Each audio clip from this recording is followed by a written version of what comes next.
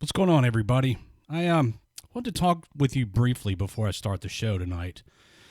Let's go over some numbers.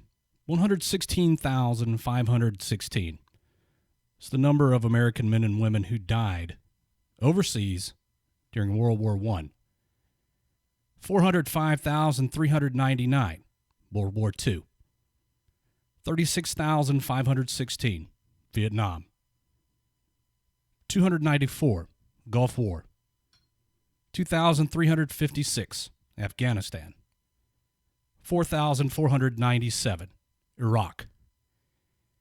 Total number of American men and women who've died in service to their country since the American Revolutionary War totals over 1,354,000. We set aside one day a year, each year, to remember these men and women and the legacy that they've left behind, and that their memories may live on in our memories and in our hearts.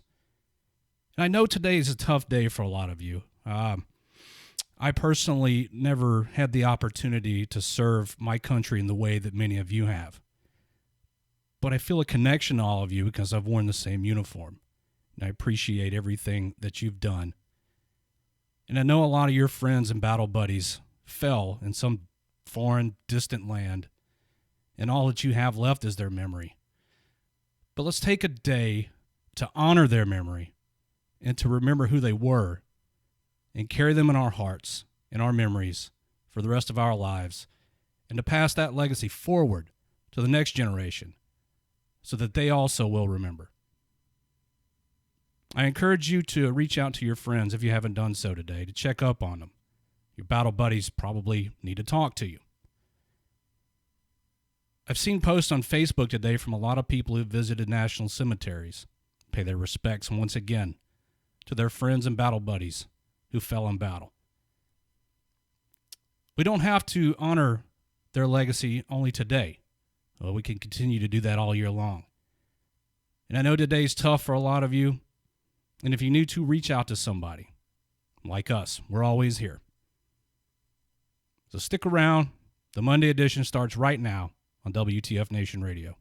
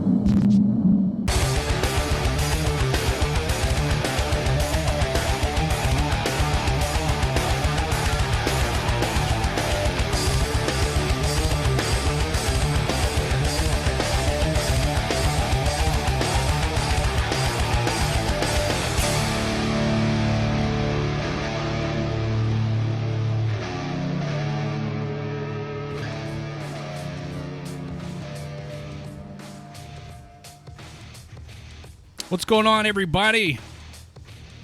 I had one person say Happy Memorial Day to me today, and you know what I didn't do? I didn't act like a complete asshole. You know, a lot of people don't understand what Memorial Day is, and we do. And that should be good enough for us. What's up, everybody? Hope everybody's okay today. I know this is a tough day for a lot of the listening and viewing audience.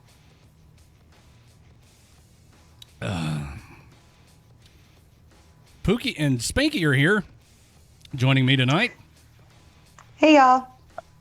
How you doing? Doing pretty good. I'm glad to see some people here tonight. You know, today's kind of touch and go for a lot of people, and you know, sometimes we're contacted. When I say we, the radio station and U.S. Army WTF moments, we're contacted by people who are feeling kind of blue for whatever reason. I didn't have anybody contact me today, and I don't know if that's a good thing or a bad thing, because I know some people are going through some stuff today. So the fact that nobody contacted any of us that I'm aware of is kind of bittersweet. I hope everybody's okay. Today's rough for a lot of people. You know, I caught myself at one point today sitting on the couch here in my home, and there was no sound in the house except for the ticking of the clock on the mantle over the fireplace and some birds chirping outside. And you know that expression, the silence is deafening. That's how it felt for a while. So I caught myself kind of reflecting on Memorial Day and all of the men and women who have died in the service of this country. And I spoke to a couple of people today who are combat veterans. And try as I might, I try all year long to connect with combat veterans, and I can't fully connect with combat veterans simply because I never served in combat. I never had the opportunity to, which on the one hand, after seeing the havoc that combat deployments has wreaked on a lot of my friends, is a good thing. But then there's a sense of fulfillment that's kind of lacking, knowing that while I did volunteer to serve my country, I don't feel like I fully fulfilled my commitment. So I try to spend as much time as possible speaking to combat veterans and asking them about their experiences, not only while they were deployed, but after they returned, to try to get a handle on what I need to be doing with this platform that I have here, with this reach that I have here, what I need to be doing. And I've found that probably what I really need to be doing is exactly what I'm doing, and that is giving everybody a voice. Everybody in this community needs a voice and a place to gather, and maybe a laugh every once in a while, and to discuss things that are important to us. And I hope that I can continue to do that, and I only hope that I can somehow live up to the expectations that all of you have of me. And I can't thank all of you enough for your continued support of WTF Nation Radio and the continued support of U.S. Army WTF Moments, and that you continue to return here time and again.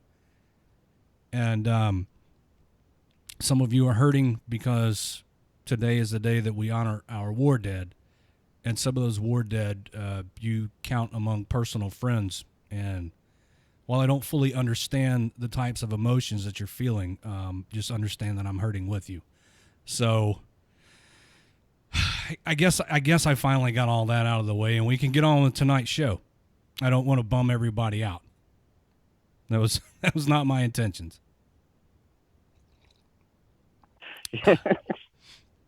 So now, let me tell you about what's that, Pookie? Go ahead. No, you're usually cutting some onions up in here, man.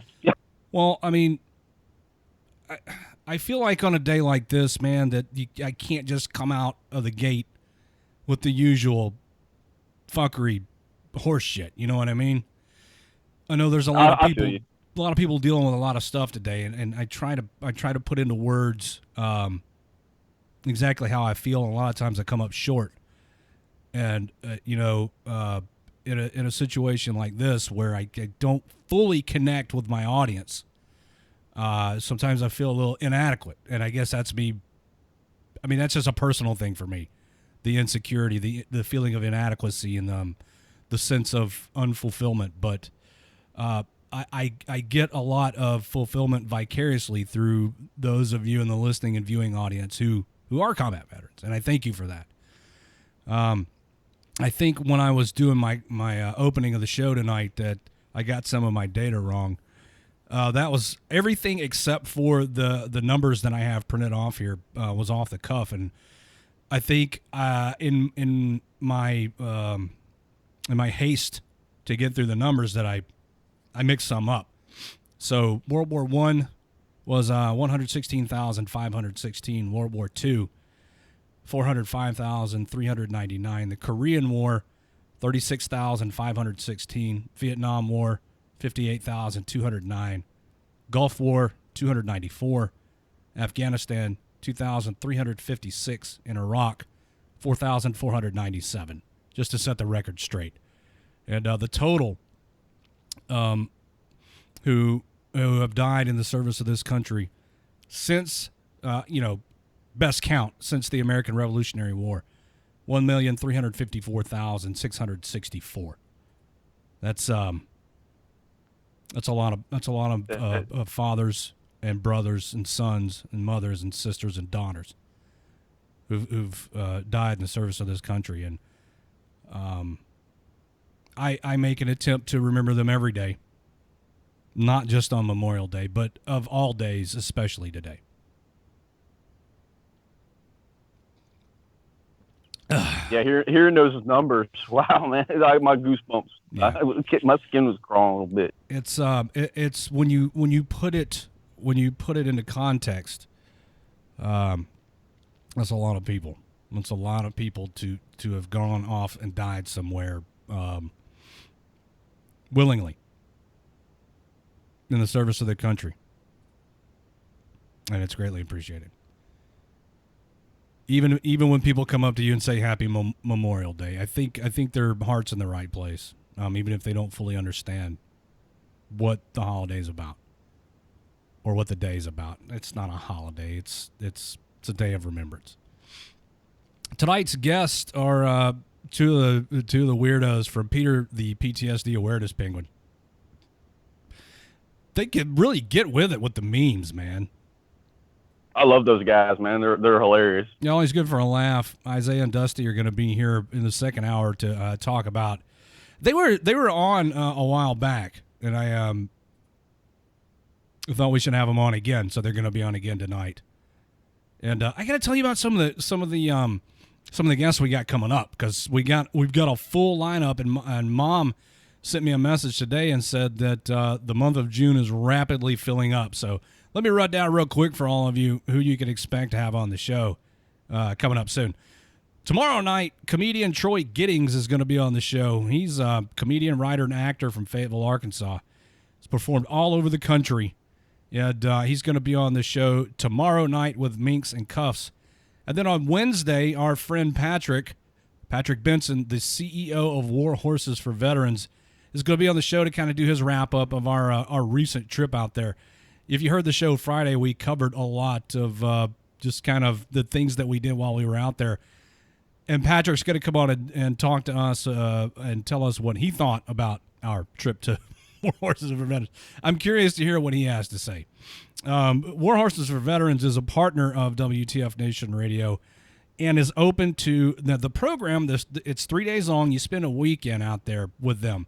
It's open to all combat veterans. All you got to do is go to their website, warhorsesforveterans.com, and fill out the application. They cover all the costs, your airfare, your lodging, your meals. They come pick you up at the airport. They haul you around. It's not going to cost you a dime. So if you're a combat veteran, I would encourage you, and you need a getaway, because who doesn't? I would encourage you to go fill out the application at warhorsesforveterans.com and go out there and experience that, because it is an experience. Yes. Coming up Saturday, June 3rd, Brian Monville, the Director of Program Service for American Veterans Foundation. That's a nonprofit organization that's dedicated to providing public awareness of the plight of our nation's veterans. They dedicate to helping prevent homelessness in the veteran community, provide emergency assistance to veterans in need, and provide comfort and care packages to deployed troops. So that's going to be Saturday with Jay Reddy on Saturday Night Savagery. And then coming up on Monday, June the 5th, I'm really, really excited about this because Tom Costa is a producer. He's going to be on the show. And Captain Dale Dye of the United States Marine Corps is going to be on the show also. Now, Tom Costa is an Army veteran. He's a producer and is known for the films Another Happy Day, Suicide Dolls, and Holy Toledo. And then Captain Dye, if you don't know who Dale Dye is, allow me to attempt to refresh your memory because you do know who he is. He served in the Marine Corps from 1964 to 1984. He worked his way from private to master sergeant to warrant officer to captain. He's a recipient of the Bronze Star Medal with V device, which he earned during a firefight with the NVA on March 18, 1968. During that firefight, he also received the second of his 3 Purple Hearts, the first of which was earned during the Tet Offensive. During his 3 tours in Vietnam, Captain Dye participated in 31 combat operations. Now, you probably don't know that about him, but what you do know is he's an actor, director, and producer, and he's been a part of many films over the decades, including Saving Private Ryan, Platoon, Rules of Engagement, Band of Brothers, Starship Troopers. He was in Starship Troopers. And Range 15, most recently. I'm really looking forward to talking to him and to Tom Costa a week from tonight. On June 6th, Tuesday, Anthony Thomas from Guardians of Old Glory is going to be back to follow up and let us know about any upcoming events that they might have going on. On Wednesday, June 7th, with Jim Beam, Darren Friedel from Veterans Ride Therapy Project is going to be back. He was on the show in April and is going to come back to talk about the progress of the bike they're giving away to a veteran who's having issues with PTSD. They're building a motorcycle to give it away. And then Friday, June 9th, Jerry from Girls for Gunslingers. You remember she did her own personalized version of the song Hallelujah. She's going to be back on to talk about her new single she's producing and when it's going to be released. Yeah, John, you're right. He was a technical consultant on Band of Brothers. He also played Colonel Sink. He's been a technical military consultant on a lot of different films, but people will probably recognize him from Saving Private Ryan and Band of Brothers, possibly from Platoon and Rules of Engagement, Starship Troopers, and yeah, he was in Range 15. He played the president on Range 15. I'm really stoked about being able to talk to him. I've watched him in films and television shows and things like that for years, and it's going to be an honor to talk to him because 20 years of the Marine Corps, started out as a private, went from private, worked his way up to master sergeant, then warrant officer, and then he got a commission and retired as a captain. Yeah, he was in Under Siege also. You're right, Pip. Hey, Jonathan Chia's here. What's going on, dude? Jonathan Chia was with us in Kansas at the War Horses thing. He shot a lot of good footage. Curious to see what they're going to do with that. They're professionals with the film and photograph stuff. I'm just a doofus with an iPhone who's drinking his second cup of coffee. I've been on the caffeine all day today. Sometimes doofuses with the iPhones take, pretty good pictures, because I consider myself a professional iPhone photographer. I've learned that the secret to getting good photographs is just to take a whole bunch of pictures, because 1 or 2 out of every 100 is going to be good. So you just take a bunch. That and filters. And when I hear filters, I think of turning me into a dog or a cat or something. That's that Snapchat stuff. Stupid ass internet crap. I seriously don't know how to Snapchat. I've tried to learn, but yeah, I don't know how to do it. I have a Snapchat account. I think I have one person. Do they follow you on Snapchat? Is that how it works? I don't even know that much. I got it to, stalk my kid, but yeah, I can't figure it out. I have the thing. I'm still trying to figure it out. Pip, Pip says good logic about the photography. Take a whole bunch of pictures and hope that there's one or two good ones. I've even had like professional photographers tell me the same thing. But I mean, that's about it. That's all I know is you point the thing and it focuses, and then you push the shutter button, and then it takes a picture. Apertures and shutter speed and whatever an ISO is. ISO and lighting and things like that. That's why I'm not a photographer. I mean, look, this is about the best I can do, what you guys are looking at right now. And what I don't like is it's cutting the top of my head off. I need to fix that real quick. But the camera's zoomed in too close. Oh, let me see if I can fix it. Live on the air. I guess I got to zoom this thing back a little bit. It's ridiculous. There. We all like looking at your ugly mug, man. I mean, that's got to be better. It was way too close. You can see my pores. It's too close. We're going to do party games tonight, but here's the thing. Party games are going to be a little different. With this new technology, it means that now there's like zero lag, which is going to make the game go a lot better. So tonight's party games are going to be at Mixer. What is it? Mixer.com/WTF Nation Radio. I actually had to look and see what it was. Is where tonight's party games are going to be. So this is actually live broadcasting over there right now if you want to go, I think. Somebody go to Mixer.com/WTF Nation Radio and tell me if it's going. Oh, it's going. Is it? Yes, it is. Oh, good. Hello, Mixer.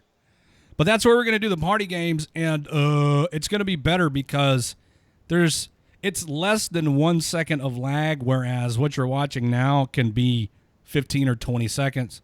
That makes a big difference in the games. So that's where it's going to be tonight. I think I have everything out of the way that I needed to say, like general housekeeping-wise. And now the news. Right after this drink of coffee. Here we go. The first stupid news story of the night. A California woman is suing Jelly Belly, the Jelly Bean Company. She's suing them, claiming the candy company misled her into thinking one of its products does not contain sugar. Say what? The plaintiff, Jessica Gomez of San Bernardino County, first filed the case against the Fairfield-based company in February, alleging Jelly Belly encouraged her to buy its sports beans by falsely advertising them as an energy source for athletes. Gomez claims the company tricked her into thinking the tiny beans contain juice rather than sugar by listing evaporated cane juice as an ingredient. She alleges the company highlights that its carbohydrate, electrolyte, and vitamin content to suggest the product has, quote, healthy characteristics, according to court documents. I'm going to read the rest of this. I got to power through this one. Nutritional information on the sports bean packaging indicates a single serving size contains 17 grams of sugar. It actually says that it has sugar in it, if you bother to read the fucking package. The first ingredient listed is evaporated cane juice, a fancy and more healthful sounding term food companies often use to describe sugar derived from sugar cane syrup. I have never seen evaporated cane juice ever on any packaging of anything I have ever eaten. Either of you guys seen this? Nope. Evaporated cane juice, Spanky? I mean, you're the snack connoisseur. But I'm not the health snack connoisseur. I actually have not, but I eat a lot of Jelly Bellies. Yeah, but evaporated cane juice is just sugar. It is. It's exactly what it sounds like to me. I would Jesus never Christ. think it was like an electrolyte or health food, though. In its 2016 guidance for industry, the FDA advises food companies to avoid this description and call it sugar. The FDA's guidelines aren't legally binding, but are frequently used in courts of law and lawsuits accusing food companies of deceiving customers with euphemisms for sugar on labels. The most high-profile case was used against Chobani yogurt for the use of evaporated cane juice. My God. Jelly Belly called the lawsuit, quote, nonsense, in a motion submitted to the court in April. No reasonable consumer could have been deceived by sports beans labeling. Gomez could not have seen evaporated cane juice without also seeing the product's sugar content on its nutrition facts panel, the motion reads. They're right. This woman is an idiot. I'm going to buy these jelly beans. And, oh, look, evaporated cane juice. It must have some sort of juice in it. It's healthy. Wait, what the fuck? I'd like to meet her lawyer. I like to beat her with a broom handle. No, that's my job. Or send Spanky to beat her with a broom handle. Who reads a package? First of all, who buys jelly beans thinking that they're like a sports energy nutritional supplement? Sure, they got carbohydrates in them because they have sugar in them. That's it. That makes like absolutely no sense. You know, you buy Jelly Bellies for the butter popcorn flavored ones because, you know, those are my favorite. So, not because, you know, you need electrolytes and carbohydrates to get through a workout. This is the type of person that thinks like Gatorade and Powerade's also healthy and is a sport. It's a sports drink. It's primarily sugar. Corn syrup is sugar. That's all it is. There are corn syrup, high fructose corn syrup, and granulated sugar, and this evaporated cane juice. They're all chemically identical. It's just sugar. If you want, I got a crazy story about this. Go ahead, please. I was deployed. I was heading into Iraq, and we were in Kuwait. You know, that first 2 weeks you're sitting there, and this girl was drinking nothing but Gatorade, thinking that would keep her alive, and she wound up almost dying because of it. Right, because it's just water and corn syrup and a few other, there's a lot of sodium in Gatorade, too. But you got to have a fucking balanced diet, not just jelly beans and Gatorade, or you'll die. You know, if you go get some lettuce and, I don't know what other stuff healthy people eat. I don't eat green things. Cucumbers. That's not true. I had green beans with dinner tonight. But the way Mrs. Redleg makes them is she takes fresh green beans and throws them in a skillet with some olive oil and some garlic and something else. And like sautés. Yeah, that's the same way I do it. They're good. I don't like green beans out of a can. Same exact way I do it.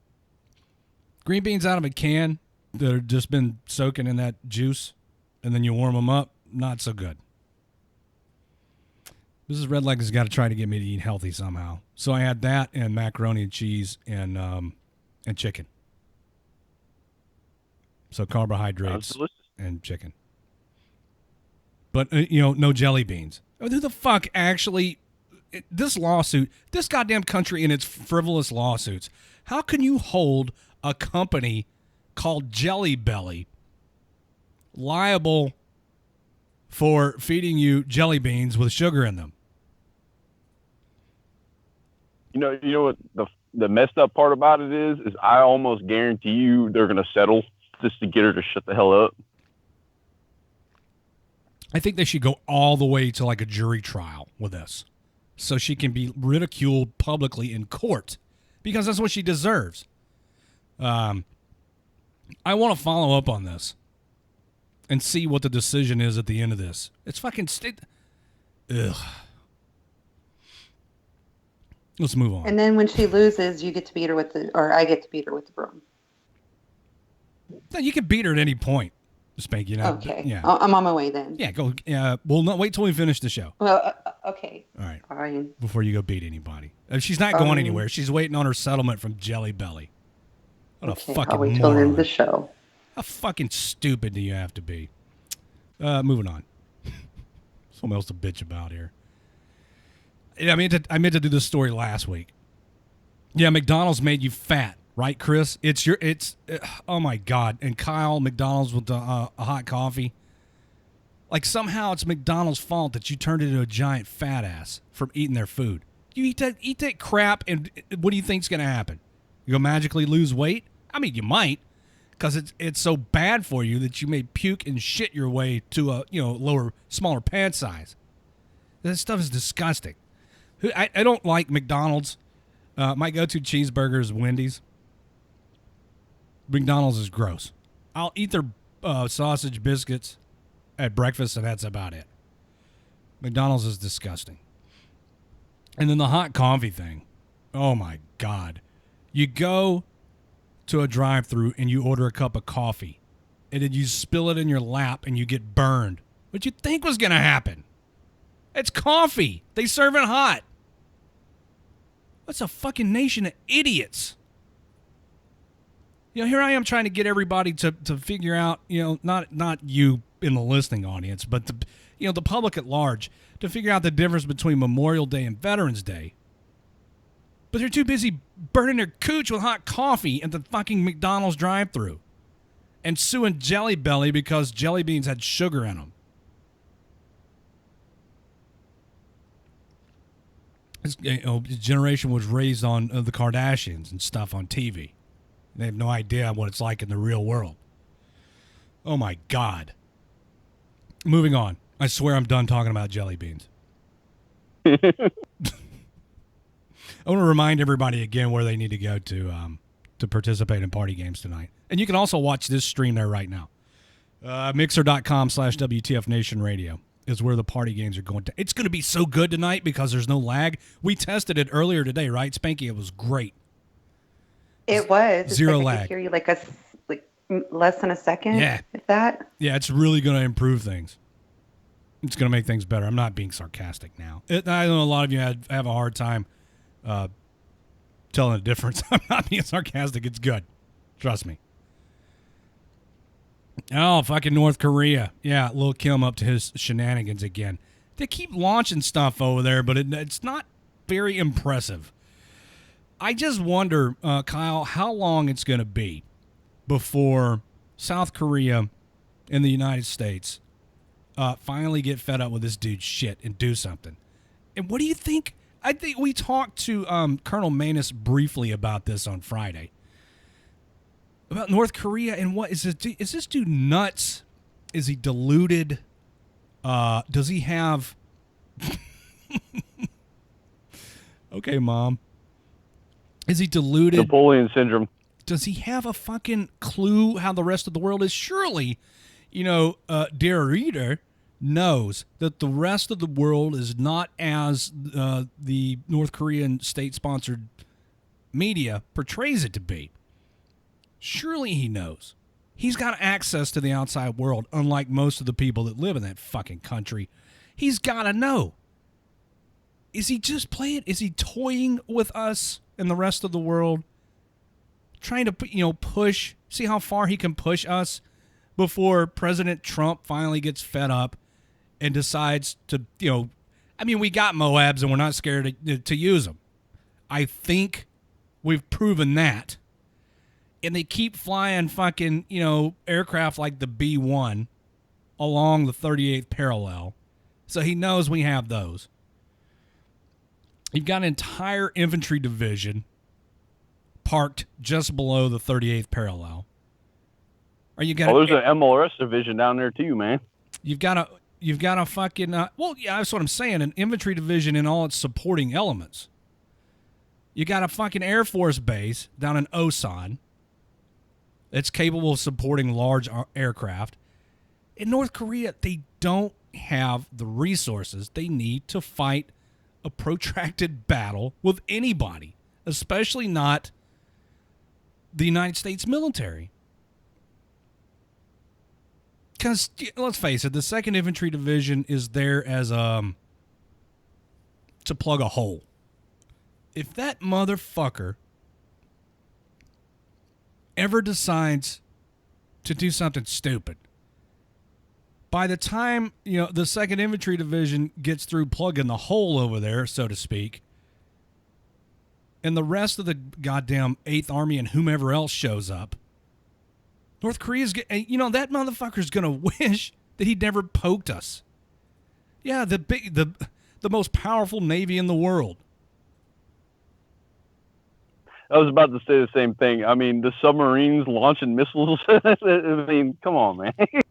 Those submarines, you're right. They can launch cruise missiles, and if need be, ballistic nuclear missiles.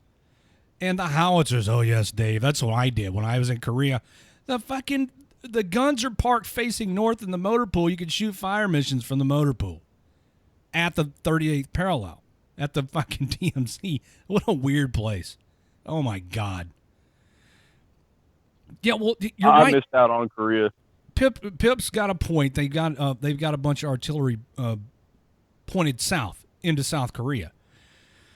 But again, they cannot sustain. I don't think they have the munitions on hand. I don't think they have staying power. I don't think they have the one thing that makes the United States military so great, personnel, combat personnel and equipment aside, is the support, the logistics, the mechanics, everybody that keeps the vehicles moving. I'm not sure, the first time those cannons start breaking down, I don't think they have the ordnance personnel to go in and fix them. So when it's out of action, it's out of action. And that's a force multiplier with the United States military. Cannon goes down, howitzer goes down. The fucking the mechanics and the ordies jump on it and get it back in action. North Korea, it breaks down, it's out of action. Period. I don't think they can sustain a long drawn out battle. So Lil Kim's putting all his money on these fucking missiles. They keep crashing. I mean, what's the success rate? 20%? Paper mache missiles? 10, 15, 20%? They've got a big army, but it's just a lot of people, and I don't think they're probably not very well trained. And I know they can't be well equipped. I mean, they have those parades where they roll out all their military hardware. Dude, most of that shit's just props. I saw that on the news the other day. It's like paper mache missiles and shit. Exactly. What the fuck? I mean, it looks cool. That's about it. I'm not that concerned. They're more of a nuisance than anything else, North Korea. You know what I mean? It's like your annoying cousin that comes around every once in a while, just bugs the piss out of you. That's North Korea. The thing that freaks me out about North Korea is what would China do if something happened. That's the only thing that freaks me out. You know what, Pookie? There was a time where I was concerned about China as it pertains to North Korea because, for whatever reason, they had North Korea in their pocket. But now even China's getting sick of their shit. Right? Because it's always something with North Korea irritating the rest of the world. So now China's like, hey, could you please just stop? You're being a nuisance. I think this is my personal assessment. If Little Kim keeps his shit up and drags us into something, China is going to secure its border with North Korea, and that's all. It's not going to be like it was during the Korean War, where they were actively participating with North Korea against the United States and South Korea. They're going to lock that border down, and they're going to stand back and watch the fireworks. That's my prediction. And I hope it never comes, and I hope we never have to find out what happens. I'm of the opinion that if North Korea continues at the current rate with pouring all of their money and resources into their shitty military, that eventually the country will just dry up and blow away. The people in that country, despite what the state-sponsored news media would have you believe, are living in poverty. It's a third world nation. They're not going to make it. The government, especially under Kim Jong-un, is siphoning money and resources away from the populace and funneling it into a military that still is unable to do anything besides failed missile launches and wooden rockets on their military hardware that looks cool. That's it. And I hope we never have to see what happens. Fucking North Korea. What a pain in the ass. You know, they could probably be a prosperous nation if they weren't so concerned about what the fucking United States is doing militarily. I was about to say the same thing. If they dedicated maybe even like 75% of the resources they're blowing into the nuclear program, their people would be living nice. If you're going to have a nuclear program, use it for power generation. In a nation, have you ever seen satellite photographs of that area at night? Oh yeah, it's desolate. It's just like a whole black spot on. Like you could like go around the world, you'll see lights all around. Even in Africa, you'll see lights in Africa and shit. But North Korea, bam, black. So you got on this, and you could go Google image search for the Korean Peninsula at night. South Korea, all the way up to the 38th parallel, completely lit. China, all the way to its border with North Korea, completely lit. And then you got North Korea, this big black spot over there, and there's a few lights around the capital, Pyongyang, but the rest of it, nada, zero.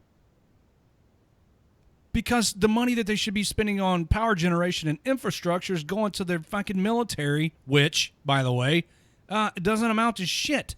There's a lot of people that is riding around in probably barely functional military vehicles in their goofy-looking uniforms. And I know that's me being petty, but their uniforms look stupid.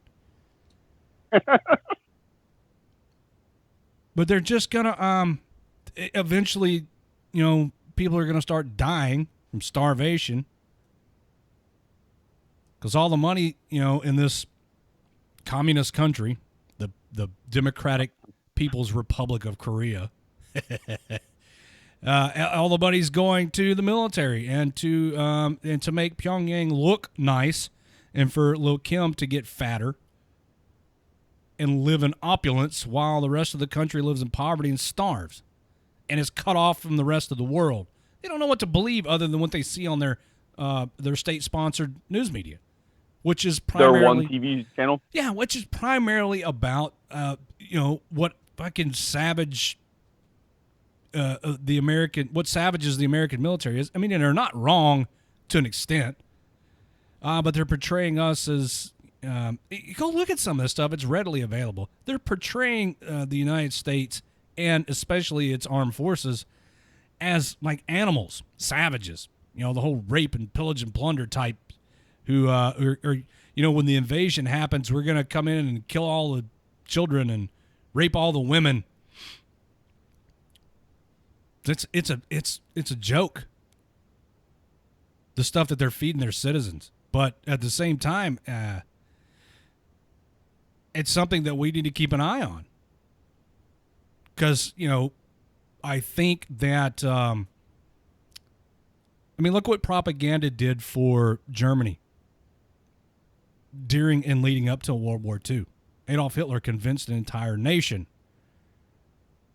that they were, as people, superior to the rest of the world. So it can happen. But they also had a strong military behind them, whereas North Korea is just kind of a laughingstock. I don't know. And Dave brings up, what do you think about the traces of digital signatures coming from North Korea hacking as ransom hacks? And he's talking about the WannaCry worm. I totally think, Dave, that is a product of North Korean hackers. And it's a weird attempt to raise revenue for the country with a failing economy. Isn't that strange? That you have to resort to utilizing ransomware in order to get money for your country. What Yeah, it's the kind of fuck? like a ISIS ploy right there, kind of like using ransomware to raise money for shit. Yeah, I believe that happened. Which I think, if you look beyond what it is, if you look beyond the face value, that just goes to show you that there are portions of North Korea and the people in North Korea who are not completely cut off from the rest of the world. How else do they learn to come to write and code ransomware and distribute it? So there's essentially two North Koreas: the ones that know what's going on in the rest of the world, and the ones that don't. Or you can get a little deeper with it and think maybe the Chinese helped them out with that. You know, like because China, man, their cyber warfare game is on point, man. I think maybe there's a possible connection there, but I don't think it was state sponsored by China. North Korean hackers may have consulted with Chinese hackers who they're good at what they do, but I don't think it was a state sponsored thing. I think China may just be turning its head and choosing not to look at this. John says, doesn't North Korea also have those bogus cities along the 38th parallel? There's one. It's not far from the joint security area. It's got this huge flagpole. It's actually more of a tower that flies the North Korean flag. And there are big speakers that blast propaganda across the DMZ into South Korea. And yes, there is a city there that's it's a ghost town. And it's just wooden buildings, and they look cool from the south. I think occasionally there are lights. But there are no inhabitants. But they're billing this as, North Korea. And the big propaganda signs, you know how the Hollywood sign is in Hollywood, California, on the hillside, and it's huge. Same sort of thing up there in that city, and I can't remember what the city's called, but you could see all that crap from the JSA, and you can hear the propaganda, and they're trying to entice South Koreans to defect to North Korea. Who the fuck would do that?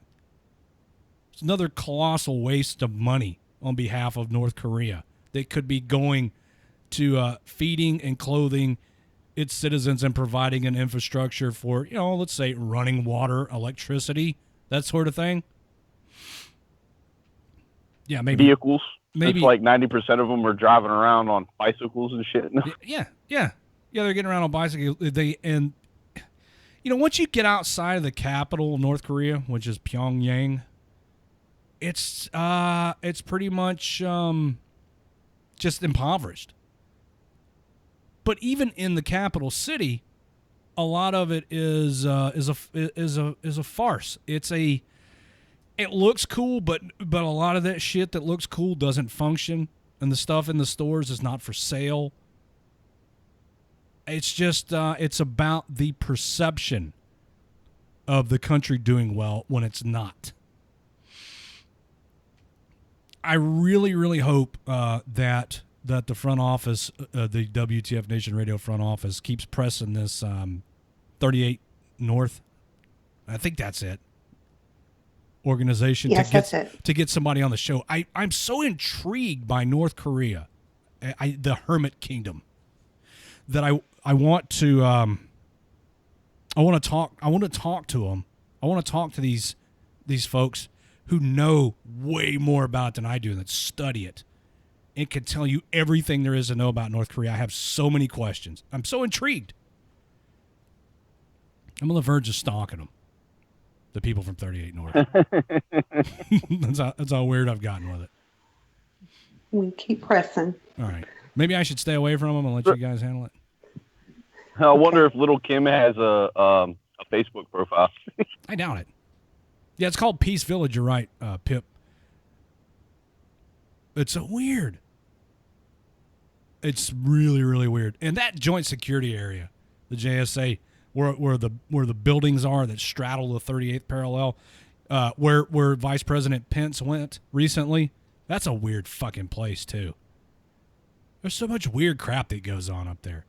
I mean, and it's not just limited to North Korea, because there's weird shit in South Korea too, but it's a different kind of weird.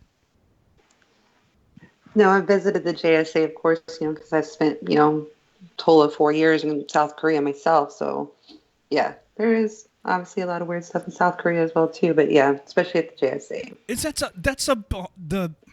The arrangement that they have up there is so strange with the MPs, the South Korean MPs.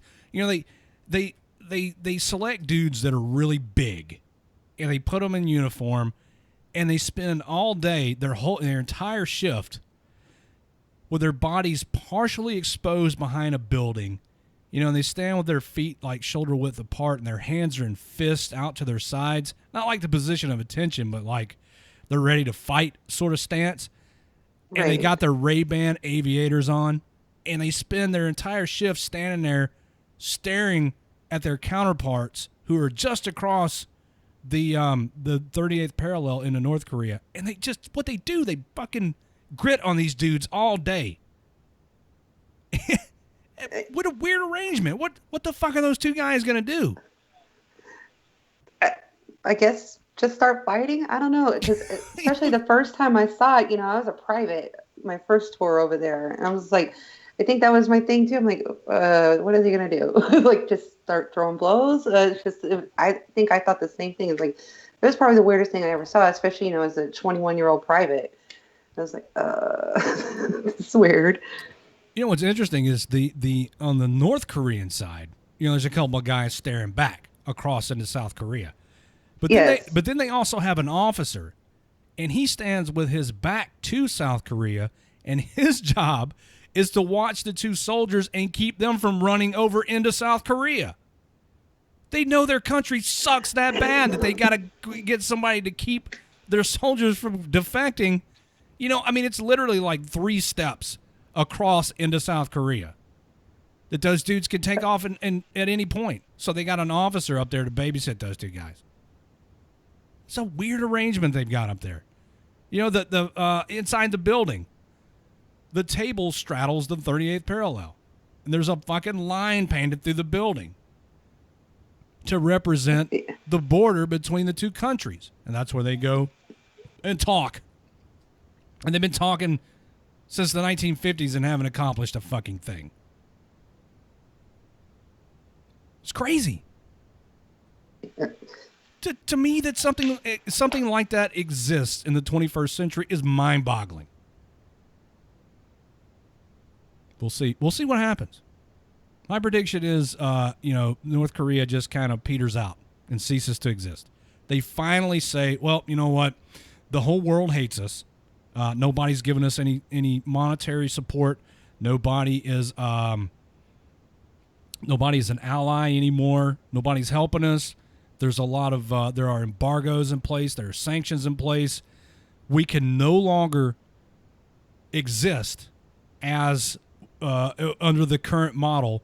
We're gonna have to do something. And what do they do? Do they allow South Korea and its government to just kind of take over like a company would do with a failing business? They just absorb them and liquidate China would never allow that. Yeah, but why does China have a dog in the fight anymore? I understand. It's like a border kind of thing. Why would you okay, you got to understand, South Korea supports or is westernized, I guess. They're allies with America. You wouldn't want your ally, your like quote unquote enemy, I guess is what you want to say, sitting right on your border at any given time. We wouldn't want Russia like posted up in Alaska somewhere, you know. But what is China going to do? Does China want to enter into a fucking, we would definitely have our hands full with China. But China's going to have to think long term as it pertains to the United States. Do they really want to get involved in a military conflict with us? It's going to suck for both sides. China is emerging as an economic power. Do they really want to be sidetracked by a fucking all-out war with the United States? I say no. No way, dude. Well, this is my always argument I go to is China, like I think what it was, the United States consumes like 25% of their GDP. So, I mean, why would you want to like shoot yourself in the foot like that? That's a good point. I think China owns more United States currency than the United States does. That's a scary thought, man. Yeah, I mean, we owe them a lot of fucking money. We're in debt to them for a lot of money. But I really, really don't think that China wants to get involved in a military confrontation with the United States, simply because of the impact it would have on their burgeoning economy and the devastation it would cause. You know, we would be fighting them on their own turf, which militarily sucks for us, but sucks for them in every other way. Because who wants the military? Who wants to fight a war in their country? And I know that sounds kind of weird, but bear with me. The United States, we're secure here. We think we are, and for the most part, it's true. But we haven't fought a battle on our own turf since the Civil War, so it's devastating. It's been over like 250 years since a foreign nation has invaded our country. Right. So it's devastating to a country to have a war going on in it in a number of ways. I first of all, I don't think China, as becoming as developed as they are willing to chance that. I think they would be okay with South Korea absorbing, so to speak, North Korea and taking over the government and everything, as long as the United States is still standing by as an ally. I don't think that they would fuck with them. I think the stakes are too high. Yeah, Bob, you're right. Pancho Villa, 1914, but that was Texas, the Republic of Texas. I digress. I really don't think China's that stupid. North Korea, yeah, they're definitely that stupid. But North Korea's eventually gonna just evaporate, so to speak. They're gonna this gross misallocation of its funds and resources is gonna sound the death knell for North Korea. And so who is next in line behind Lil Kim in that democracy where nobody gets to vote? Yeah, he already done offed all his family almost, damn near. Hoppy says whoever wins North Korea will have a massive amount of nothing to use. They have no primary export, no food, no tech, nothing. You're right. Cool. You're absolutely right, Hoppy. North Korea they have some natural resources, coal being one of them, but they don't really have much going for them. Suck it, North Korea. You guys suck. I think it's break time. Let's take a break. We'll take this break. Yeah, we're going to take a break, and then when we come back, we'll have these two guys, Isaiah and Dusty from Peter the PTSD Awareness Penguin, on the show. We'll spend an hour with them, and then we'll do party games. Don't forget that the party games tonight are not going to be on Facebook Live. They're going to be over at Mixer, mixer.com/WTF Nation Radio for tonight's party games. You can watch this broadcast over there if you'd like. Right now, I'm dual casting. I'm simulcasting. I'm casting everywhere. I'm spreading WTF Nation Radio around to everywhere. I'm infecting the internet with WTF Nation Radio. You're all going to get a dose of it, and then maybe you'll have to have some penicillin. Hope you're not allergic. Let's take a break. We'll be back, everybody. Don't go anywhere. There's more of the Monday edition coming up right after this.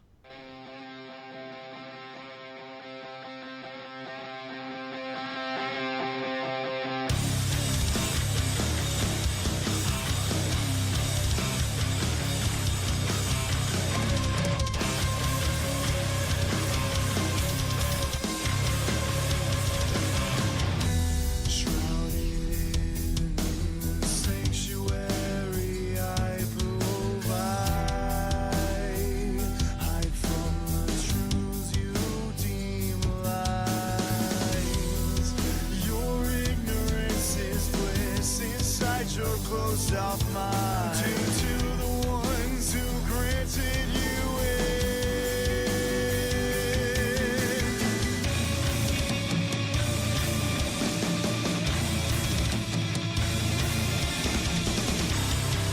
There's got to be another way. We will not embrace this play. It's my place to be a part of the hate and pain that I beg you to eliminate.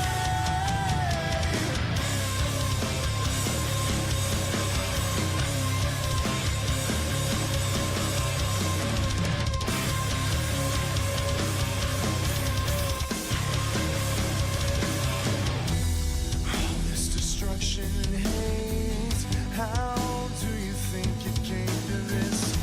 We are not the ones to blame. We did not create this. You hold us responsible. You blindly believe the lies, ignoring the truth. You avert your eyes.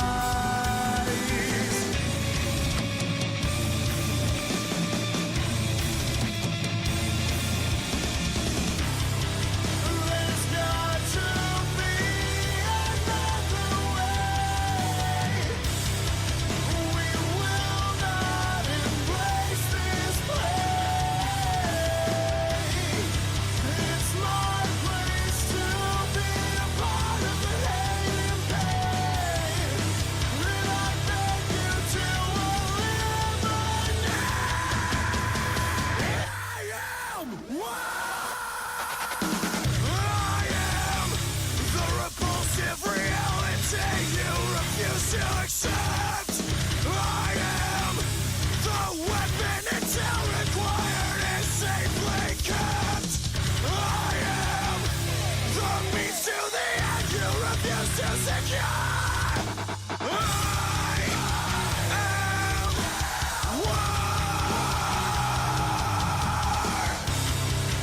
There's got to be another way. We will not embrace this play.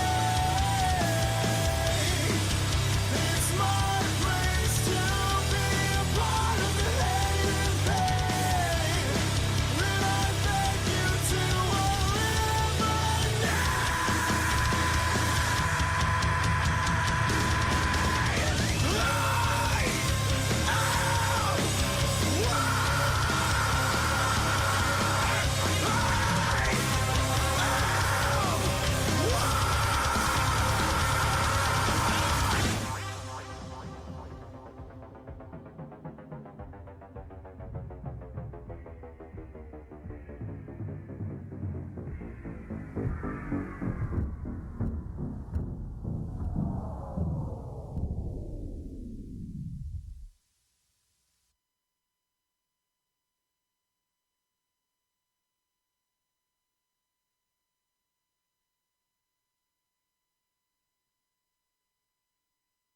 Hey, this is Eric Stolhansky, otherwise known as Rabbit from Super Troopers, and you're listening to WTF Nation Radio. The voice of U.S. Army, WTF Moments. This is WTF Nation Radio.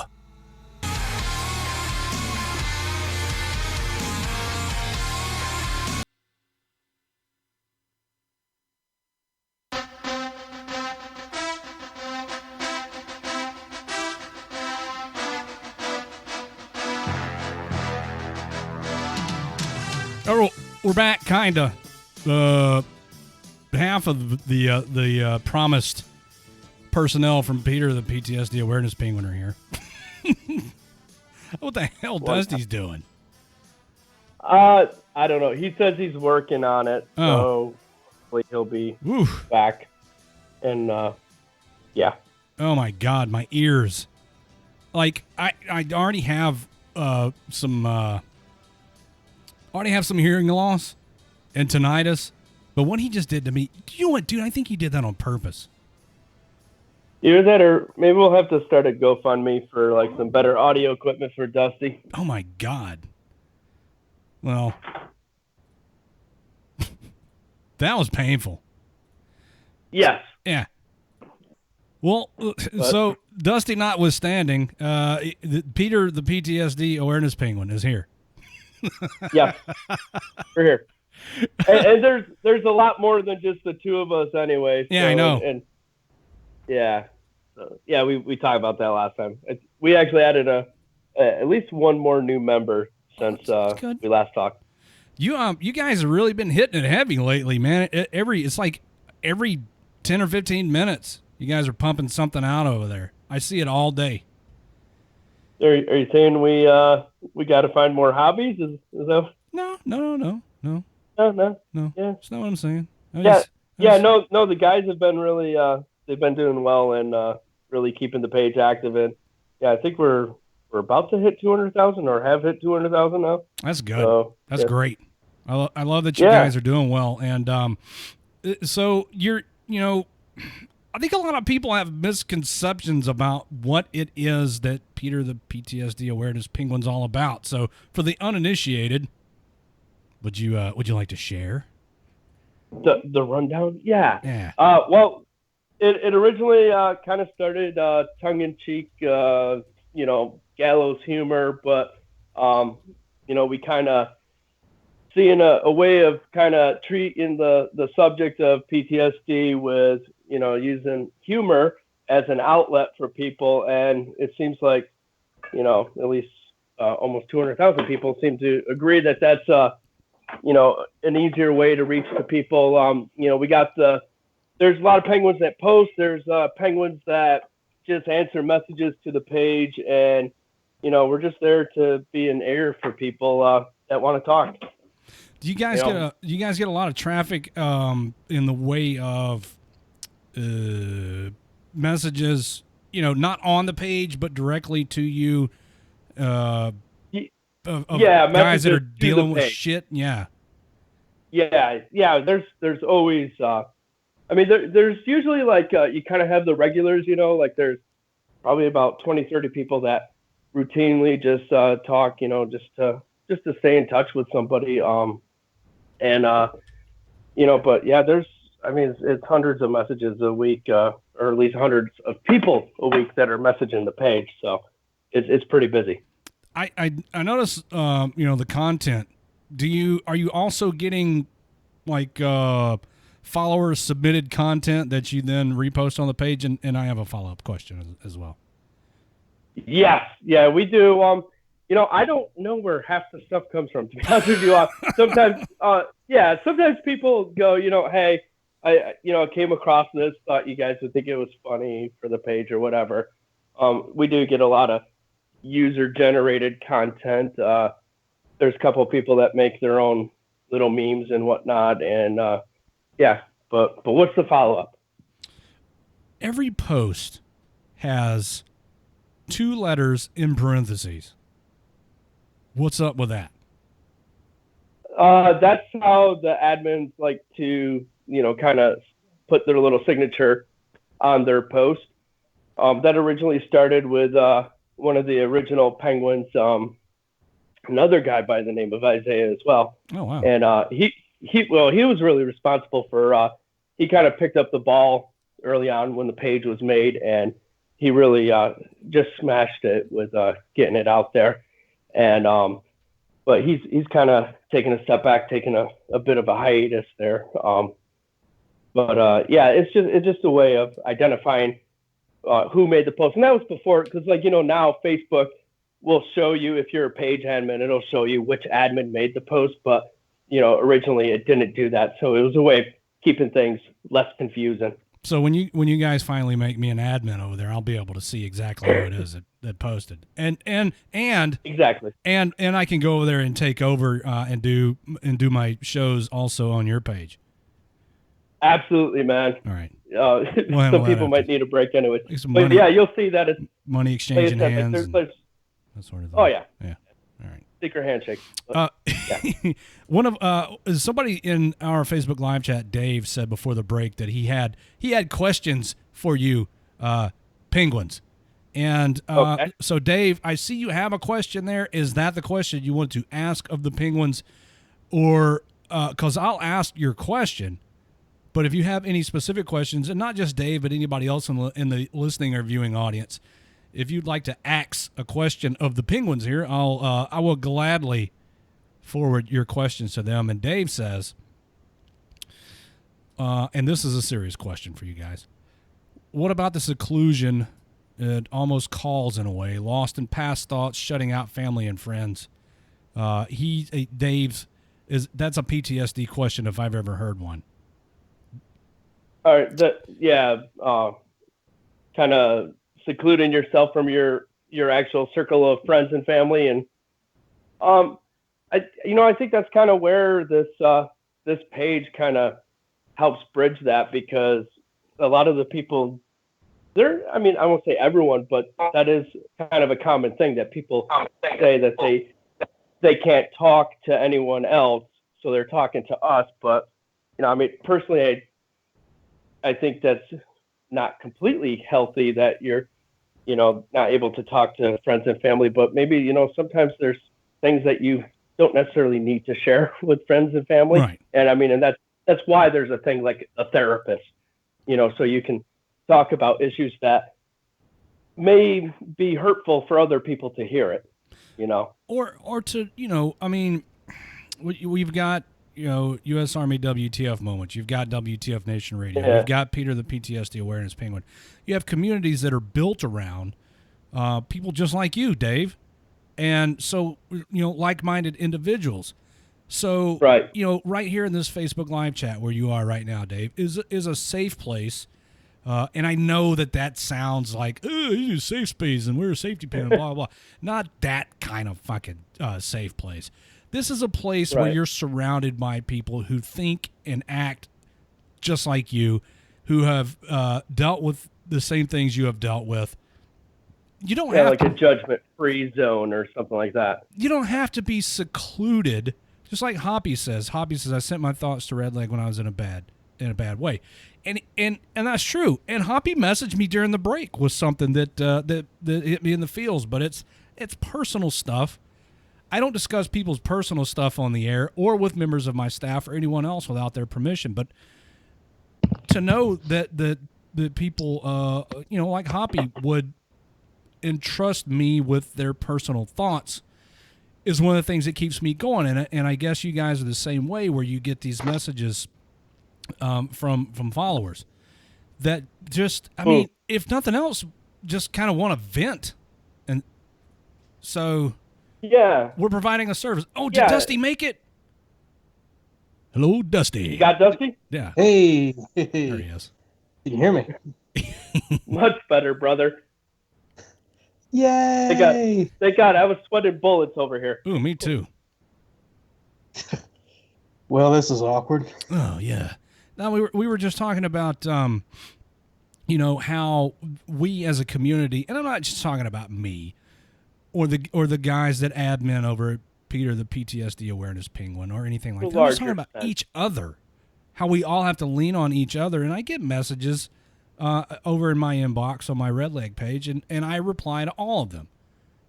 And a lot of times it's something as simple as, hey, Red Leg, I just need to unload on you for a minute. And I listen and I reply and we talk. And, if you walk away feeling better because you dumped some of your shit on me, then cool, great. And I know that you, Dusty, and Isaiah are doing the same thing over there because you're providing a service to the community in a way, in a manner of speaking. And I'm not a fucking VA doctor. I wore the uniform just like you, and so did these two guys and everybody else that's involved in this. So we get where you're coming from. You don't have to, Dave. You don't have to isolate yourself, man. You don't have to succumb to the seclusion, the tempting seclusion, and shut yourself off from the rest of the world. Because, we make up a small percentage of the population, but we're not hard to find. So, even through humor, like the Peter the PTSD Awareness Penguin guys are doing, through humor, it's a form of therapy. Humor and shit posting.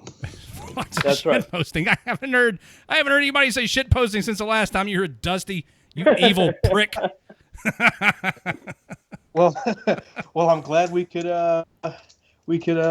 make you have a little bit of a giggle there. I'm glad you were able to get your audio issues sorted out, and so are my ears. Yes. Oh, good, yeah, because it was Jabba the Dusty or Dusty. What Yeah, the hell? Dusty did the y'all say Hutt. it was? Yeah, it was Dusty the Hutt. You sounded a lot like Jabba the Hutt. Oh, I thought okay. you were doing that on purpose. I was getting mad. did I'm gonna too. be honest. I was a little mad. Yeah, he sends me a text message. He says, "Dude, what the fuck?" I'm just like, I'm trying the best I can. So So we were talking, Yeah. Dusty, while you were in Radio Purgatory, about how you guys get messages, directly to your inbox from people within the community who are, I don't want to say in need of help so much as in need of somebody to just unload on, and how it's an honor and a privilege to be in a position to be able to talk to members of this community at that level, and the level of trust that people instill in you as as a Facebook page, and as people, faceless people behind a Facebook page, and how they reach out to you. And you get the occasional message of, I was in a bad spot today and you guys brightened up my day, and those are rewarding.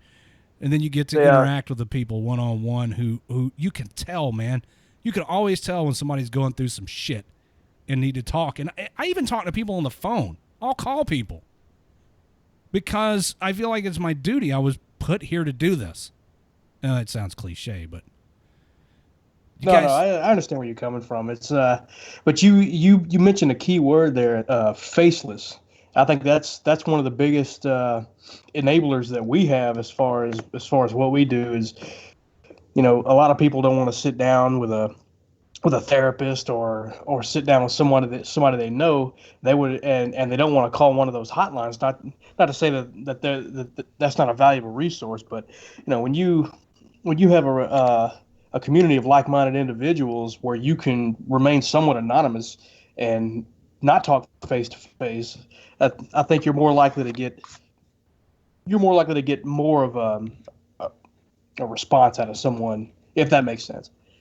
it does make sense that they're communicating with somebody that they know is has gone through the same shit as them, but then they feel a little more comfortable with you because, they really don't know you. It would be like going to an anonymous therapist who you don't know anything about them other than that they've been through the same things that you have been through. And I think that's a good point. And it's kind of like being on deployment and you pull out a Sharpie marker while you're in the porta shitter and you write something on the wall. It's kind of the same thing if you think about it, because your target audience or whoever you're trying to talk to, they have a lot of the same life experiences you do. They share a lot of the same viewpoints as you do because you're all in the military, and you write something on the shitter wall, something that you're uncomfortable with or something you don't like, and the next person comes along and reads it and they add their little thing. I don't know. I've seen a lot of things posted on a shitter wall, so Spend a lot of time in them. So what you're saying is Peter the PTSD Awareness Penguin on Facebook is the virtual deployment shitter wall. Now it all makes sense. Well, you know what? I can really agree with that, because you can look at the memes and the shit posting that we do as sort of metaphorically being the penises that are drawn all over the walls on the porta shitters. Mm-hmm. So, but yeah, someone once told me that the best command climate survey that any commander could ever implement is encouraging his men to write on the shitter walls. Interesting. You know what, man? There's a lot of I learn a lot from you guys when you're on here, and I never thought of the shitter wall analogy. Never would have imagined to think of the shitter wall analogy. That's part of Dusty's secret skills. Well, I don't mean to be punny, but that came right out of my ass. Zing. What's an interesting, important thing to note too is that we get a lot of people that don't actually have any military service as well. That because PTSD is something that affects people, either through rape or other horrific events that they've experienced. So we get some of that as well on our page, and we don't discourage people interacting with us. That if you didn't serve, you can't talk to us or anything like that. We're open for everyone. Yeah, PTSD is not exclusively a military thing, and we would rather that sort of what's the word I'm looking for? That we would rather that would be the image put out there, is that, hey, even though you may not have served in the military, but your trauma is still legitimate. Right. So you don't exclude anybody just because they didn't serve in the military. And it's the same Right here. We have a lot of, well, I don't want to say a lot. We have a respectable number of people who are just civilian supporters of the military that follow the page and watch the shows and interact, and we don't turn anybody away. Mm-hmm. Because that would be asshole-ish of us. And right. I don't want that reputation. I don't want to be an asshole. There's plenty of other people around here that fill those shoes besides me. Thanks. Oh yeah, well, Right. well, because We've never been called assholes ourselves. Yeah, me neither. Oh no, ever. So what do we have to look forward to? Because surely you guys are not just comfortable with being doing shit posting on Facebook. When are you going to branch out into something else, man? Well, as Matt stated before, and he and I are in complete 100% agreement in this. We kind of suck at those kind of things. Am I right, Matt? Yeah, well, then maybe you should, just stick with what you're good at. Well, shit posting. Honestly, we tried to do a lot of branching out and getting involved in other things, but honestly, it just comes down to time. Like, Dusty's still serving, and Dusty's, deploys and things. And so a lot of that would fall on me to pick up the stuff. And I got a small kid, and, between work and everything else, it's just a matter of finding the time and, and really what's the value. Plus, I don't want to get into the, monetizing something that I don't really think should be monetized, because that's inevitably worth the lead. So, So now that you brought it up, I want to ask you a question, because it came up earlier in the week. What's your take? How do you feel about, veteran? How do I put this? Veteran-owned businesses or veteran entrepreneurs whose goal is solely to start up a product-oriented business with the intention of making a profit off of other veterans. Yeah. There's a couple of different schools of thought here, but I want to hear what you say. I would need a little more context, because if you have a product that is marketable, or not really marketable, but that would be in demand by the veteran community, that's one thing. But if you're trying to make money off of something that's, well, Matt, why don't you take this one? I'm kind of at a loss for words. Do you want me to throw a couple scenarios your way? Well, Okay, all right. Scenario number one. Guy serves a few years in the Army, gets out, starts up a Facebook page for LOLs, starts making T-shirts, and the focus of the Facebook page turns to pushing his product on people. And his target audience is primarily veterans, and it's kind of obvious to most people that this person is interested only in making money off of his brothers in arms. And I'll also throw some devil's advocacy out there for you. That sounds like someone I know, actually. Does it? A friend told me about. Now, I'll ask a question as devil's advocate here. Is there a legitimate market for T-shirts and other swag by veterans for veterans? Obviously, there is. Yes. There's at least 3 successful companies that prove that, yes, there is a market on it. But I think you kind of hit it in the first scenario, because we did do T-shirts with one of the big veteran T-shirt companies. And, people did like the shirts and they bought them.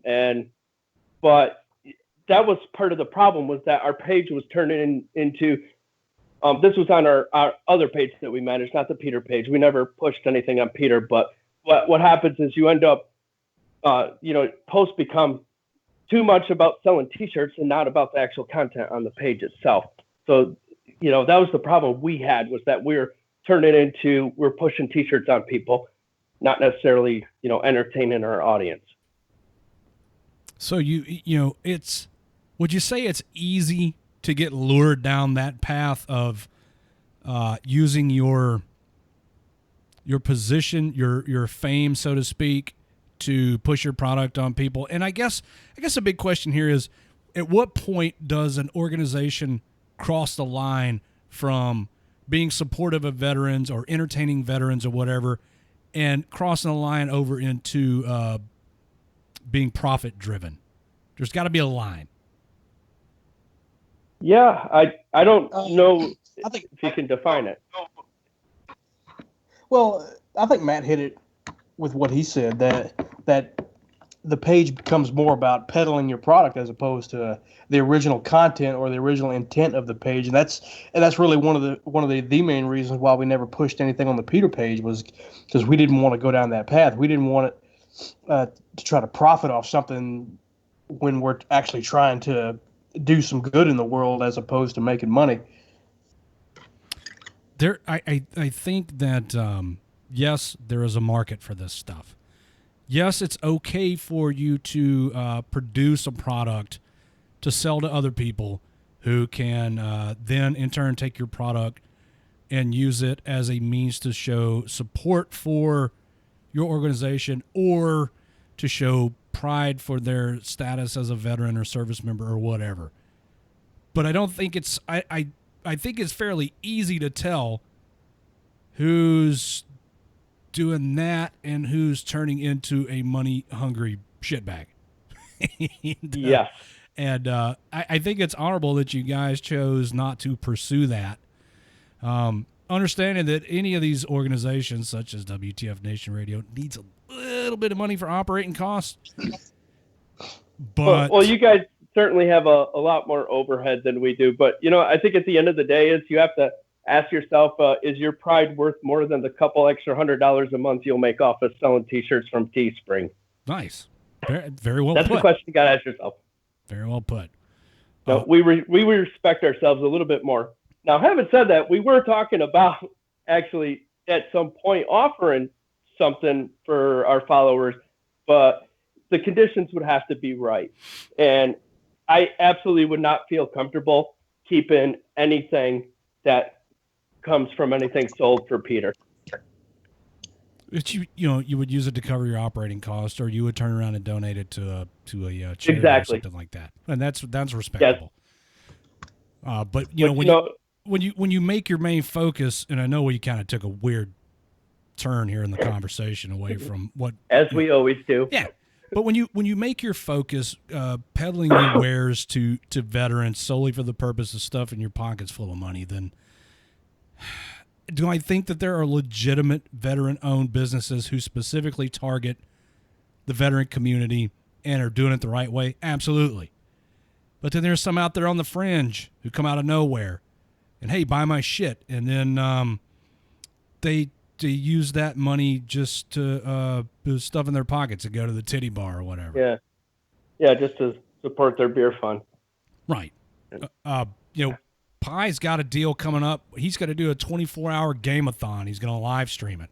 He's going to take all the money made from that, turn around and donate it to the Fisher House.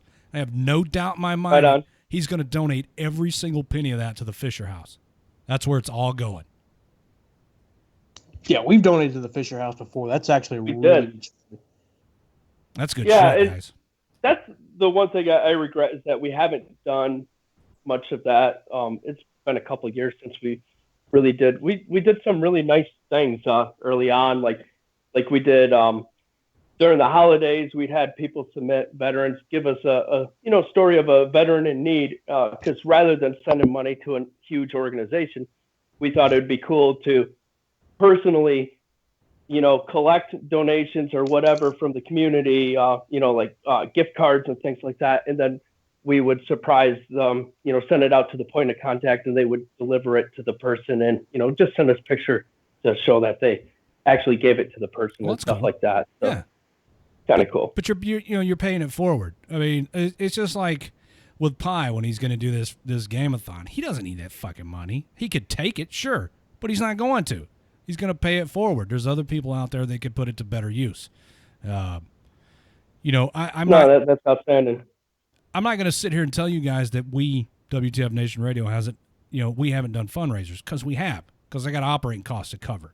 But I'm not right. I'm not taking my wife to dinner, and I'm not fucking making my car payment and shit with that money. I think that's kind of almost like it's a double-edged sword. The thing about when you're using that, your veteran status, using the veteran community as your market, you have a sense of obligation to give back, whereas any other, person targeting any other market doesn't have that sense of responsibility. And I think that's what distinguishes it. But people got to do what they think is right, I guess. And the community will judge them. That's true. And a lot of this stuff comes out, man. There was, I don't know if you guys remember this, and I can't remember the name of the page, but the dude was a total fucking asswipe.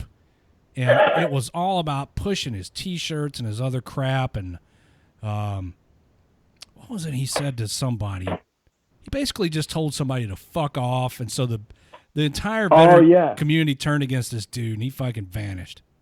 What the fuck was it? I survived the war in Iraq. There's been a few that. You remember that guy? You remember that dude? Yeah. What a fucking turd. Oh, I remember that. Yeah, he got hung out to dry, and they fucking they mopped the floor with his ass, and they whooped it for not getting up in the corner. They crucified that dude. And I think that was the maybe second or third iteration of something that guy had done. He's just a fucking scumbag. Was that the same dude that was the Ruck guy, the Ruck Marching guy? Man, I don't know. It's just scamming scamming veterans out of their money, and it's happened so many times too. That's the real sad thing about it. It keeps happening. The dude's actually a veteran, which is which makes it that much worse. Right. That he would prey on his own supposed brothers and sisters in arms for his own financial gain. Well, it's bad because he's probably lived with that sort of culture his whole life.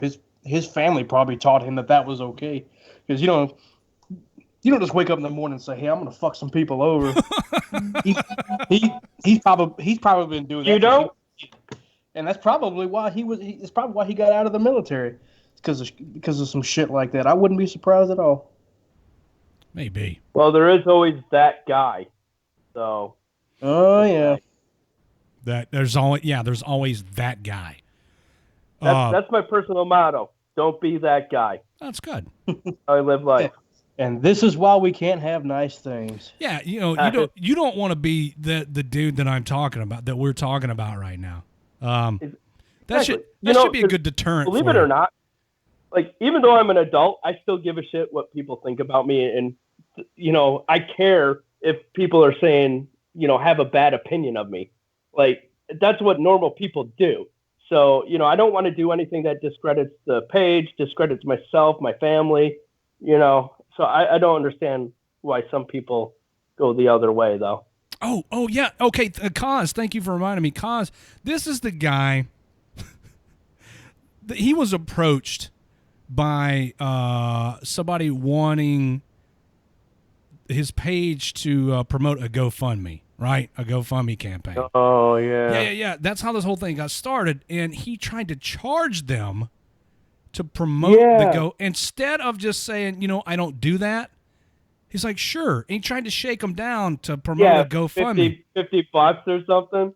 Right. So whoever that was that approached him about it fucking put his business out there, and then he went after him and called him a pogue or something and told him that they were anyway.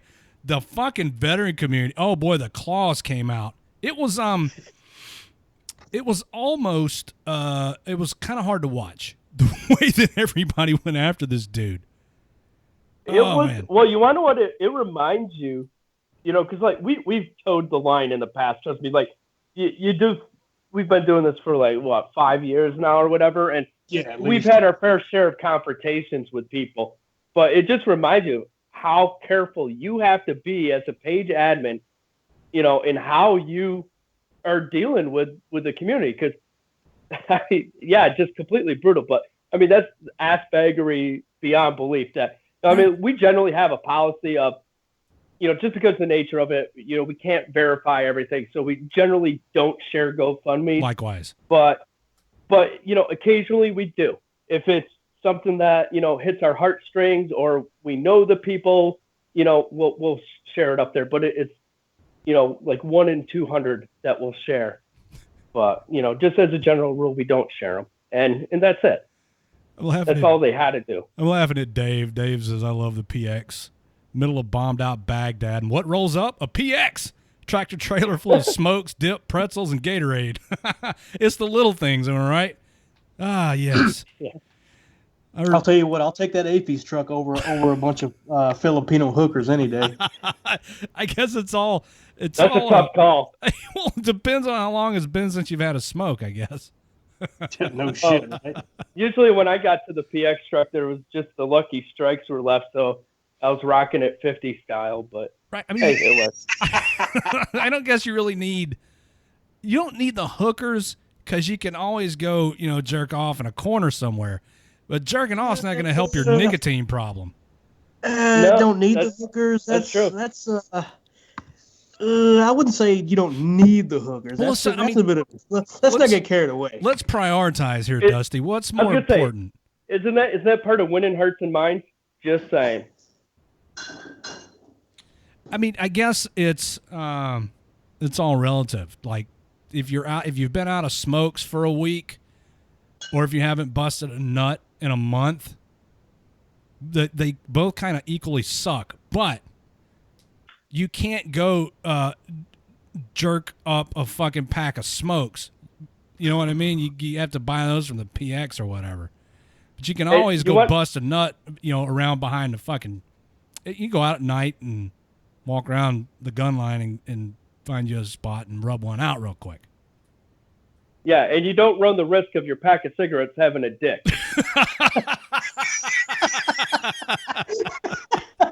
See? Everything's relative.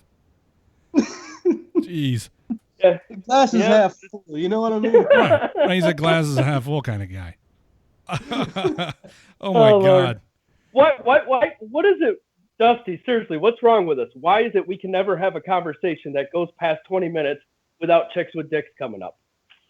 What does that say about us as humans? We're horrible. I don't want to talk about it. I think you have everyone's best interest at heart by talking about it. It's kind of like a public service announcement, and I appreciate that. Warning everybody of the perils of chicks with dicks. Well, you have to separate the pre-op from the post-op. Now the pre-op, no. Now the post-op, doing a pinch. We can handle the post-op. Oh. This is when we traveled down the road of wasn't a dick when I was there. But full disclosure, we cannot recommend nor approve of prostitution because that's just wrong. So it's immoral. Stay safe out there, boys. That's right. Yeah. Got to be good example. That's somebody's daughter or something. Yeah, well, I just say there might be some young E too. He's gonna be like, "Oh, the guys from Peter PTSD said it was cool," and then next thing you know, right? Yeah. Oh, you don't want that on your conscience. No, I would feel horrible, especially if you got something like a kid or something. Well, I gotta tell you, if I had a conscience, that'd be a bad thing. My experience with hookers is limited to running them over in Grand Theft Auto. That's about it. Yeah, Well, yeah. you- What a great training aid that game was, right? Oh, it's. I mean, I play regularly. My hooker killing game's on point. Yeah. What I learned is you could use the hooker, and then you run them over with the car, and you get your money back. Well, you don't get, It's great. but you don't get all your money back. I don't know what the fuck they do with it. Like I Yeah, pay this, it's like this chick $100. I run over, she's got $18 on her. Women, man, they sell it. They spend it quick. What the fuck? What happened? I got an ex-wife that proves the theory. So yeah. Oh yeah, yeah, buddy. Yeah, when I got divorced this last time, I got This last time. yeah, when I got divorced this last time, I found out that I had a whole bunch of credit cards in my name that I never signed an application for, and they were all maxed out. Isn't that something?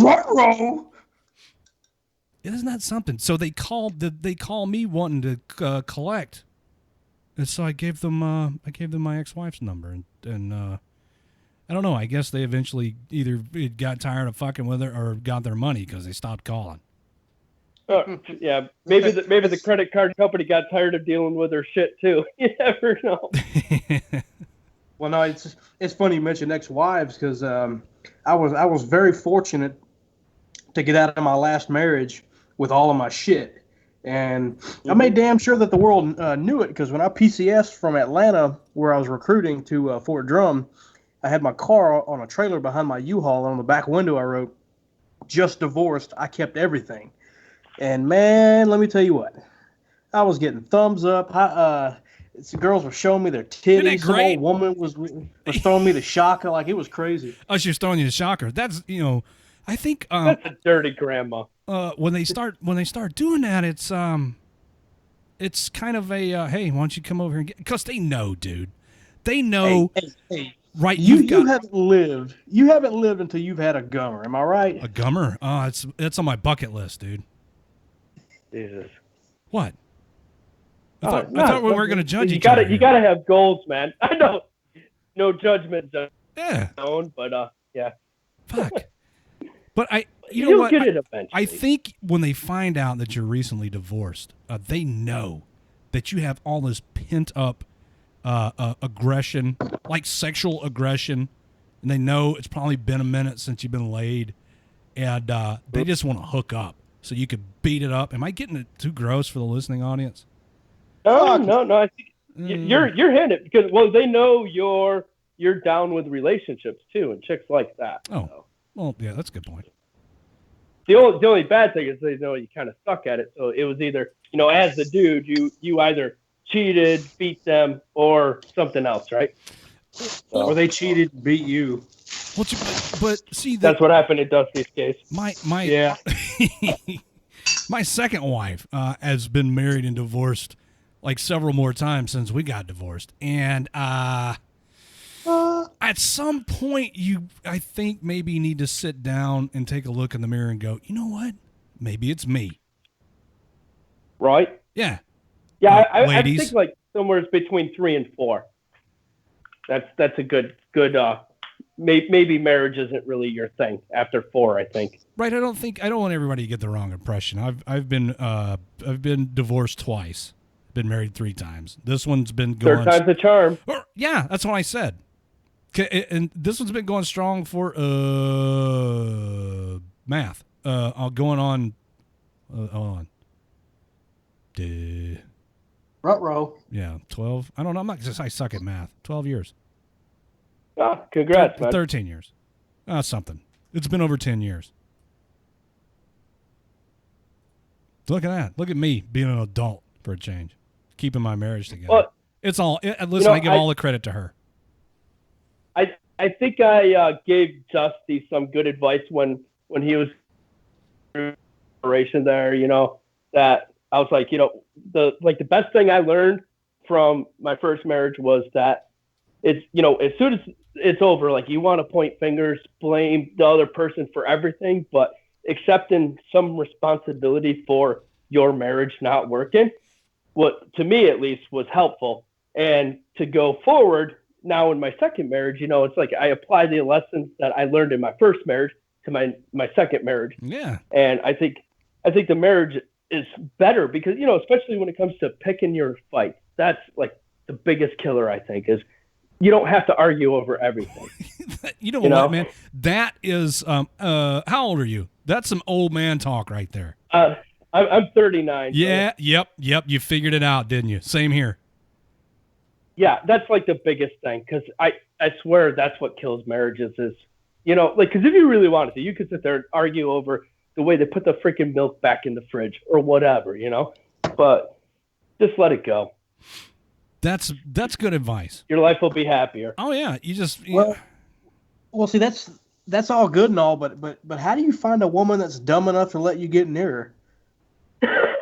I don't know. I managed to do it twice, Dusty. That's my problem. So, I can't find a woman. Maybe I'm not tall enough, or maybe I'm just not interesting, or fuck, I don't know. I don't care. You know, I think one thing that's helped this relationship, this marriage succeed is that, number one, like I don't involve myself in insignificant petty shit like you were just saying. And number two, yeah, the main thing is that my wife does not come at me with a lot of insignificant petty shit. So it's made things a lot more successful for me, because my first marriage was stupid. I got married when I was 19, when I was a PFC. Big mistake. That marriage made it till I got sent to Korea. And then the second one was right after I got out of the Army. I was on the rebound. That was probably the biggest mistake of my life. I was still too young, 22 when we got married. So 4 years, 2 failed marriages. The second one was doomed from the start. And, you know, when I finally got together with my current wife, I was like, okay, I need to reevaluate the way I'm doing shit because this isn't working. So, yeah, I learned some lessons, and I applied them, and it's made this a success. And also, my wife is a saint. Yes. It helps when you have a good partner in the marriage. That's for sure. But, yeah, so I hope the younger listeners, if they take anything away from this besides dicks on shitter walls, is, you know, pay attention to what you're doing in your relationships. You'll be happier. I think yeah, that's and advice. I think that all comes with growing up too. Like I was I wasn't 19 when I got married. I was 23, I think I was, and yeah, and she was 21. And you know, when you're 19, 20, 21 years old, you don't know what the hell you want. You think you do, but you don't. Yep. And then as you get older, you realize that, hey, you know, I gotta get on out of here. This really isn't working for me. And then you come to find out that, you know, you and the other person, you're just on different journeys, and it just wasn't meant to be. And then, yeah, it sucks parting ways, but you know, that's part of the growing pains of growing up. You know, sometimes at least that's how I feel about it. It's an experience, man. Yeah, such is life. My parents have been married to each other for next month makes 41 years. I don't know how they do it. But I can only hope that one day I live to see my marriage last that long.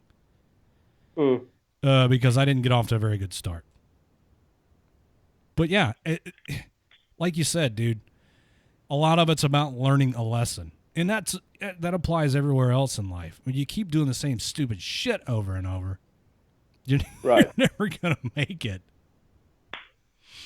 Yeah, it's funny. I was actually talking to my wife about this the other day. You know, we were talking about just like kind of veteran, the way veterans think and stuff, and why like employers, you know, prefer hiring vets. And that was one of the things that we talked about, was this idea of, you know, we kind of perform little AARs in everything we do. It's like, okay, this didn't work out that great. Now, what could I do, you know, in the future to kind of improve that situation? You know, so we're always looking to improve things. We don't accept the fact that, oh, okay, I failed. That's it. It's the end of the world. It's no, okay, what do I got to do next time to, you know, maybe do better? And, you know, that should apply to everything in your life, whether it's your career, your relationships, whatever. Look at it that way. Absolutely. Which is you should always do an AAR. On I know everything. that sounds cliche army, but that shit works. It does. It does. And it comes natural to you. Right. I mean, there's no excuse not to examine what you've done and see what worked and what didn't in everything you do in life. I mean, you have the knowledge, you know how to do it, so do it. It'll save you a lot of grief. Trust me, from a guy who endured a lot of grief. Just fucking learn some lessons, man. Stop being a knucklehead.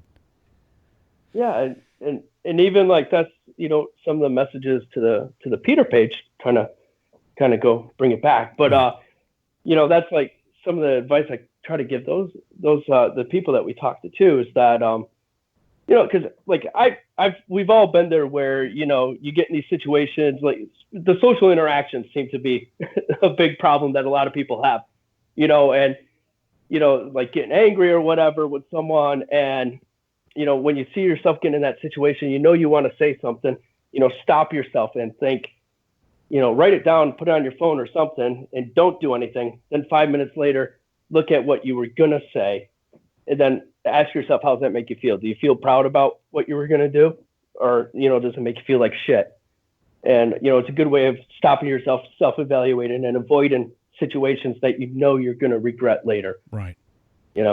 I've sat down before and typed replies to people, written messages, and then gone back and reread them and said, this is not me. This is not what I want to say. I'm acting out of anger. I'm acting out of something, some emotion is getting in the way. So you delete it or you reword it or whatever.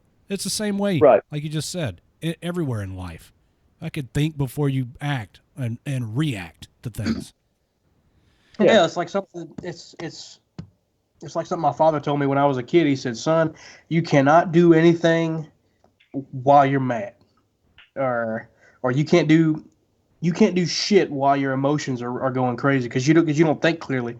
If you're happy, sad, well, if you're over the top happy, if you're sad, mad, angry, whatever, your emotions are thinking for you, and yeah. So if you're all sad and depressed and shit, don't make a life-changing decision all because of what you feel at that particular moment. Because I had to dig back on that advice when several years ago I was in kind of a low spot, and I had to think about it, and one thing that stopped me was what would my mother think about this? And that was the one thing that cleared my head and made me make a rational decision on the matter. It's important that you think. It's hard to do when you're a young fella. You're just fucking full of piss and vinegar. Your dick's always hard, and you just run around banging into stuff.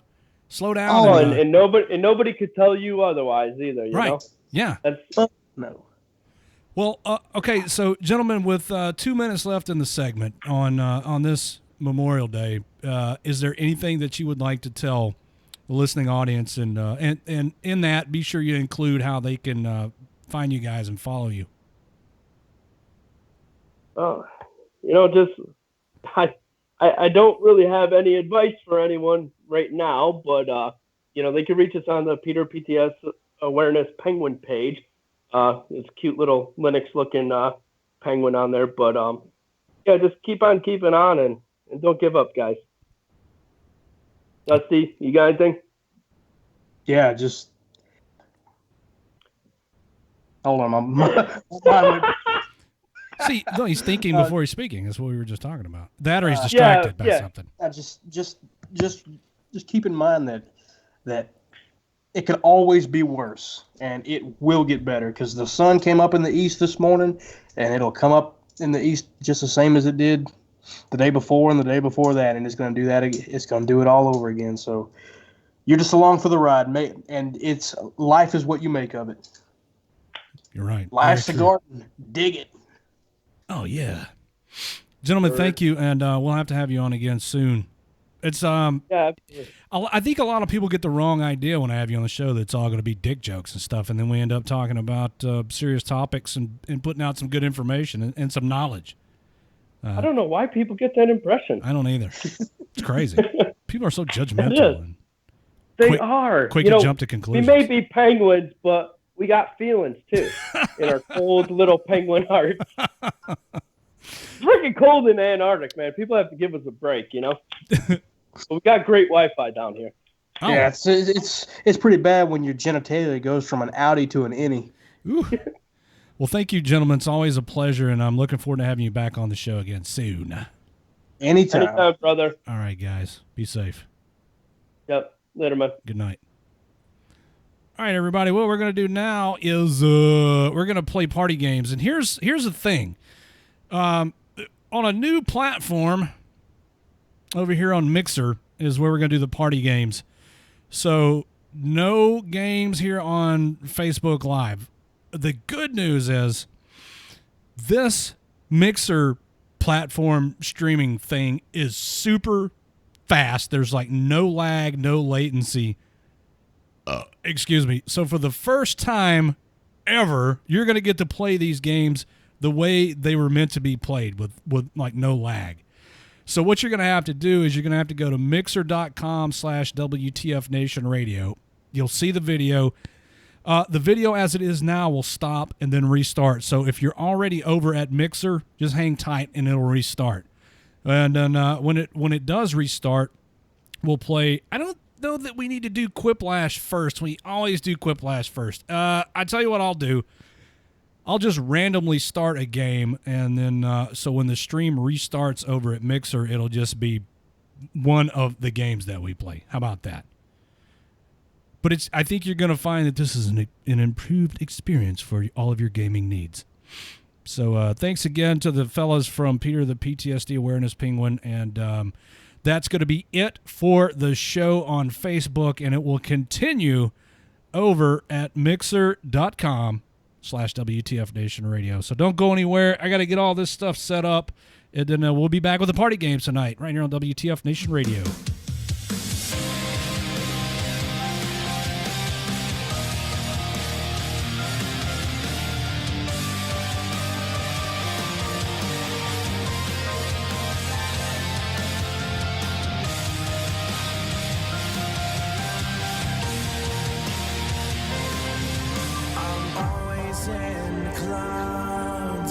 Looking up and fading out, serious shapes I found blow me away.